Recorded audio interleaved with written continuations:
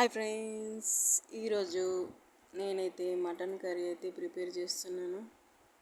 Mutton ఇంతే ఉందని అనుకోకండి, మా ఇద్దరికే సరిపోతుంది. అందుకనే మేము ఎక్కువ అంటే అంత తెచ్చుకొని వేస్ట్ చేసేటంత లేదు. అందుకని చెప్పేసి ఏదైనా లిమిట్గానే, ఎందుకంటే ఇద్దరమే ఉంటాం కాబట్టి ఇద్దరు కూచీలు వాళ్ళు ఏం తింటారని ఒక పీస్ తింటే ఎనఫ్ అన్నట్టు ఉంటుంది.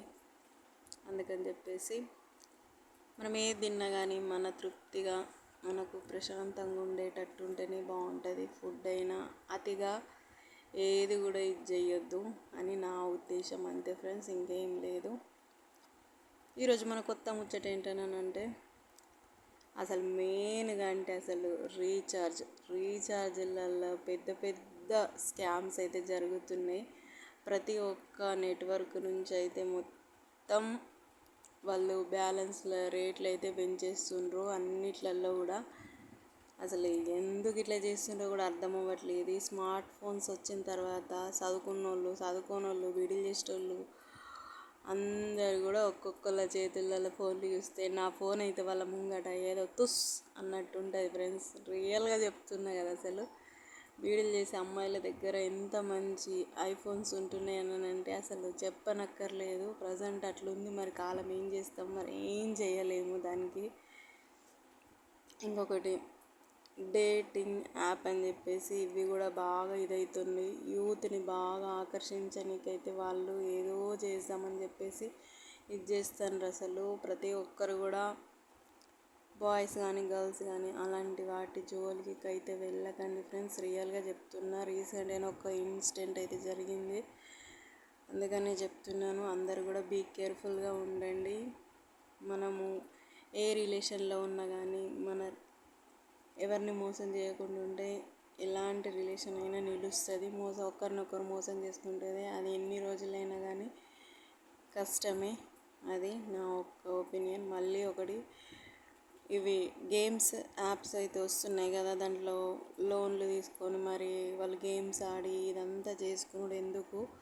అసలు మెయిన్లీ అంటే బాయ్స్ వాళ్ళైతే పబ్జి అవి ఇవి అని చెప్పేసి ఎన్ని గేమ్ యాప్స్ అయితే వస్తున్నాయి. వాళ్ళే మనీ ఇస్తుండ్రు, మళ్ళీ వీటిని ఫిల్ చేయాలని అంటే వాళ్ళకి ఇవ్వడానికి ఎంత స్ట్రగుల్స్ అయితే ఫేస్ అవుతుండ్రో ఒక్కసారి అందరు కూడా ఆలోచించుకోండి. అలాంటి వాటి జోలికైతే అస్సలకే వెళ్ళకండి. మనకు జాబ్ ఉండి ₹1 ఖర్చు పెట్టాలని అంటే ఎంత కష్టమో, జాబ్ లేక అలాంటిదే ₹1 ఖర్చు పెట్టాలని అంటే ఇంకెంత కష్టమో ఒక్కసారి ఆలోచించండి. అందరూ కూడా డబ్బులు ఎవరికి ఊరికే రావని ఎందుకు అన్నాడు తుండు తాత, వట్టి అనలేరు. అతనికి ఎంత అనుభవం ఉంది కాబట్టి అంత మంచి మాటలు అయితే చెప్పిండ్రు. అందుకనే పెద్దోళ్ళు చెప్పిన మాట కంపల్సరీ వినాలి నాకు తెలిసి అయితే. ఎందుకంటే ఒకరు ఏదైనా ఒక విషయం గురించి చెప్తుందంటే మనం యాక్చువల్గా అసలు ఆ నెగ్లిజెన్సీ వల్లనే మనం అందరం ఇట్లున్నాము. వాళ్ళు ఎంత మంచి పొజిషన్స్కి వెళ్ళిండ్రో ఒక్కసారి ఆలోచించండి అందరూ కూడా అట్లా. అందుకని ఎవరి మాటని కూడా పెడచెవిన పెట్టద్దు కూడా యాక్చువల్గా. అసలు అందరూ కూడా మంచిగా హ్యాపీగా ఉండండి.